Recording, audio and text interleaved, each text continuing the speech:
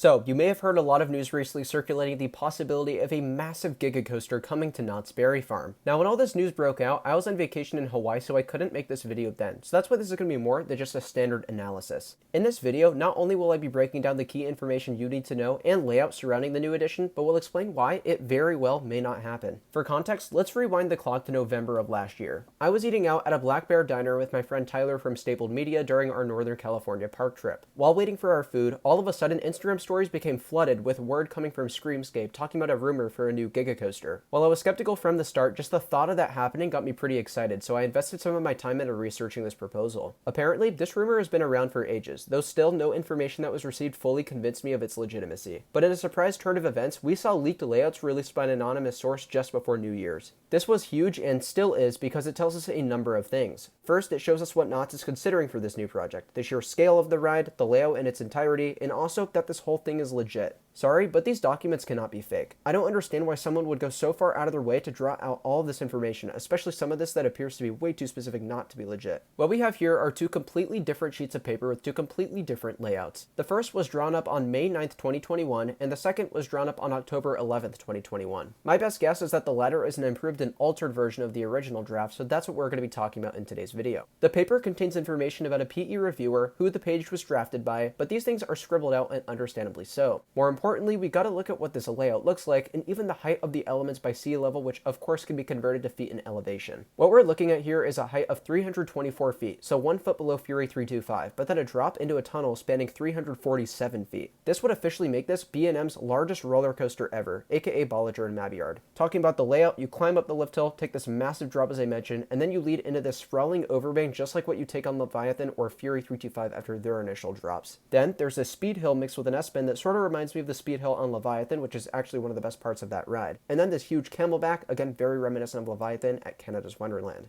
Afterwards, there's a low to the ground turn. This looks to be more along the line of Fury 325, before a helix turnaround rising upwards. This looks like it's going to be very intense, judging by how the height starts at 4 feet and ends at 140 feet. Then we could see another camelback, then a possible outward banked airtime hill, kind of like Orion's on a smaller scale. And then there's a whole bunch of camelbacks and turns leading out of them, which reminds me of the ending to Fury 325. So clearly this layout is going to be huge if it happens. It looks like there's going to be absolutely zero dead spots if this thing is built, and truly this could become one of the best roller coasters ever built. But despite how amazing this may seem, we have to look at whether or not this could actually be built. Now I do believe it would be possible, and to hear more about that, I'd highly recommend listening to El Toro Ryan's new video, but I am personally skeptical for one big reason. For those of you unfamiliar, Knott's Berry Farm is a very landlocked park surrounded in most areas by residential housing. Where this Giga Coaster looks to be squeezed in is right alongside Crescent Avenue, meaning it'll have to be a mere 150 feet away from these areas of concern. In the past, Knott's has had a difficult time finding approval and resolutions to build tall new attractions. Heck, even Pony Express, which is a much smaller and less noisy coaster and is also located further away to these residential areas than the proposed Giga Coaster, had complaints filed when it opened. I highly suspect that residents surrounding Knott's Berry Farm would not want to hear the loud roar of a Giga Coaster 365 days a year. And while I mostly understand that perspective, part of me also thinks that they should be willing to accept it, otherwise they should have never moved next to a large theme park. But of course, regardless of how unfair these circumstances would be on the park's end, the city of Buena Park will most likely prioritize the perspective of their residents. Still, I think it's important that said residents seek the benefits of having this massive new coaster built, as it would truly draw in so many people from all quarters of the world. It would bring new jobs, it would support all these businesses around the park, and the list goes on. But hey, that's just my take on the Knott's Berry Farm Giga proposal, which may or may not be coming to a park near you. Only time will tell, but if one thing's for certain, it'll be a headache sorting these things out and ultimately getting it approved. But assuming it does happen, this would be about as excited as I've ever been for a new roller coaster. As I only live about an hour 15 minutes from the park, I couldn't imagine having a Fury 325 coaster so close to home. With that, I'd love to hear your thoughts on this possible new addition and whether or not you think it'll become a reality down below. Also, if you could do me the favor of liking this video and subscribing to the channel, I would really appreciate that. Thank you so much for tuning in, and I'll see you in the next one. Bye guys.